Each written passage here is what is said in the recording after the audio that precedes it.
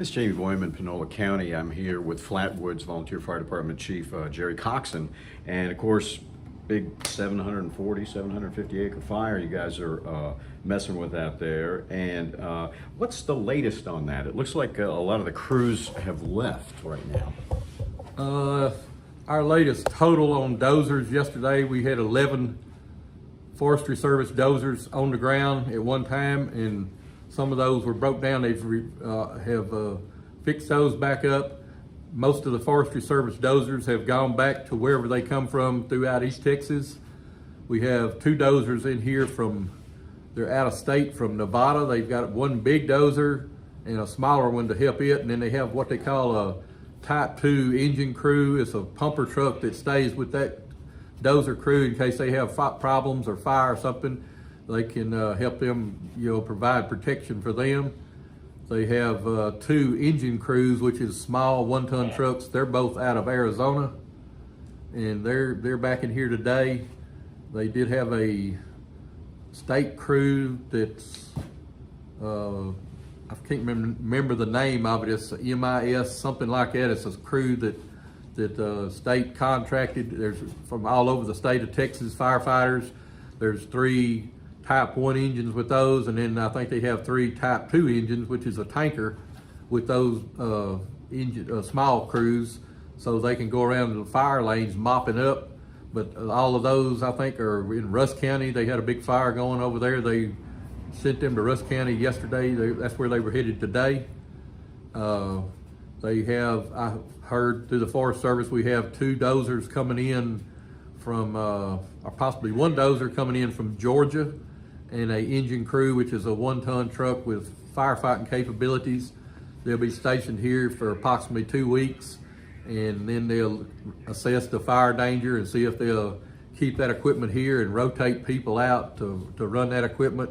So here in the county, we are getting some more firefighting equipment besides what the Forestry Service already has. They got out here this morning early and found that they had a jump last night on the fire lane down close to the river, and they walked it out, and they assessed about 15 more acres added on to this, that anything can jump out. Leaves, the wind blowing, whirlwinds. We were watching whirlwinds across the cutover yesterday, just picking up debris and leaves and stuff that hadn't burnt, and it's amazing how far the whirlwinds are just look, they remind you, if you've ever seen them out in West Texas, you can just see them for miles. Well, that's what it was in this burn over yesterday. And the time it carries it across into the woods or some more cut over, you just hope that something don't start blazing up out of that. So Yeah, because I guess it picks up ashes too. Exactly, yeah. Everything, fire, leaves on fire, ashes, anything out there, a whirlwind will pick it up and carry it. We was watching one yesterday, went for a 1/4 mile.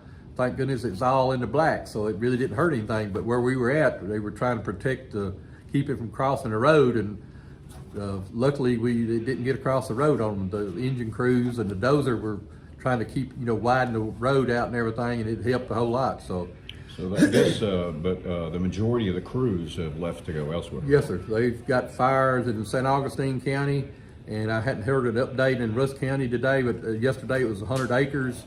And if they didn't contain it last night, I'm sure it grew more than that. So yes, I'm not sure where the one's at in Rusk County. So fire danger it's not bad, it's terrible, or very, very high right now. So the humidity, they're talking about the tropical storm we have in the Gulf right now. We were hoping it was going to come up here and put this high pressure system out of here somewhere else. We're not going to get any rain. All we're going to get is the wind out of it. They're telling us be prepared the next couple of days for 25-mile-an-hour winds, probably out of the south or southeast with a hurricane or depression, and lower humidities down below 20%. So that's terrible, already on top of terrible fire danger. So everyone be aware. If you see any smoke, we had a smoke scare this morning down at some chicken houses, and if you see any smoke, call 911 and let them know. Let us jump on it. The faster fire departments right now can jump on a small fire and try to get it squished or get it put out, we're money ahead. If we let it go for 30 minutes or an hour, it's done got too far a head start on us. So the quicker we can get on things right now, but people contacted us we're hearing a lot of fires alongside the roads where a truck blows a tire out or a chain dragging down the road or whatever. Anything like that you see, call in quick. They can get somebody out there. I'd rather know about it and not be needed than not know about it and get a 30-minute or an hour head start on us. We're way behind the curve there. So y'all be careful out there and use extreme caution. No fires, no barbecue pits. Conserve your water on your county water systems and stuff. Try to pinch back and don't use no more water than you have to, because things are getting tight and there's no good future in the near future. Nothing good as far as moisture or rain or cool weather. So were you ever able to officially link this to that explosion? No, sir. Hadn't heard any more reports from the law enforcement people. They're still investigating. They may be questioning some people. I don't know. I hadn't heard anything else from them. They hadn't given us any information.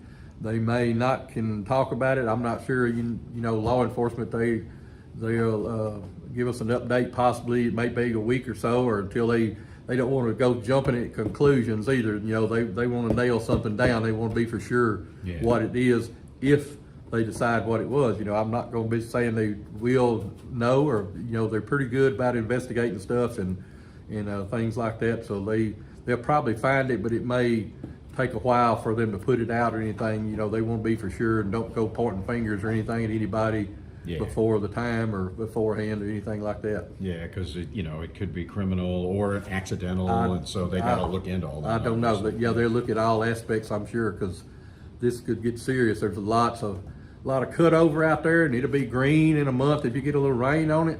There's a lot of pine trees that 40 foot tall that it burned them all the way to the top. So I'm glad I wasn't out there in the middle of it when it come through there, because what I've seen, the cut over in the pine trees that size, it would have been anybody want to know what hell is, I can go out there and show them what it looked like. But, yeah, because I've seen it top the trees before, and it just goes when the wind picks it up. When it goes across there, it's like a sheet of fire, and it wouldn't have been a pretty sight. I'd like to have been out in it and took a picture of it, but other than that, I wouldn't have wanted to been nowhere around it. So we were closer than I wanted to be, but thank goodness we hadn't had any loss of life.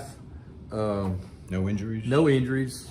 Everybody handled the heat okay? The heat's good and everything. Our community's still helping feed the folks that are here. We're cut way down. Yesterday, I think when they finally left, we had over probably 60, 65 people that had a tailgate meeting over here, and then they dispersed because they knew they were going to different locations the next today. And thanks again for Circle H Barbecue out of Carthage, Texas. They stayed out here from about 10 o'clock yesterday to dark feeding these guys, and some of the oil field companies, I don't know who they are, have picked up some bills and stuff. We've had people rolling here with pallets of water and stuff, and the community has been a really grateful people, and we're really appreciative of those and can't thank them enough. Well, that's a good deal. Sounds like a situation is pretty much under control, I guess. You got another 15 acres, but still no evacuations, no structures. Where they're at now is away from any houses, probably within a mile or so. So what the wind might do, if it changes with this tropical depression, they're just putting us on alert that what's coming or could come. So we're going to watch on that too. We got to stay around and be prepared to whatever happens. Hopefully we'll be prepared for it anyway. All right. Well, thanks for all the information, Chief. I appreciate it. So, yes, sir. Looks like the situation here has calmed down quite a bit. Yes, still a lot of smoldering going on out there. Plenty of and stuff. Will be for weeks, I Probably guess. a couple of weeks or so. And I've seen stuff like this, especially out that cutover. It's just piles of brush. It'll look like it goes out for a month. You come out there and it'll be a little curl of smoke back up, and there you go. Hopefully it's way out in the black and it won't cause problems, but they'll have to patrol this for quite a while to keep an eye on it and everything. All right. Well, appreciate the information, Chief. Thanks, Yes, sir. All right. We'll have more later on KLTV 7 News and KLTV.com.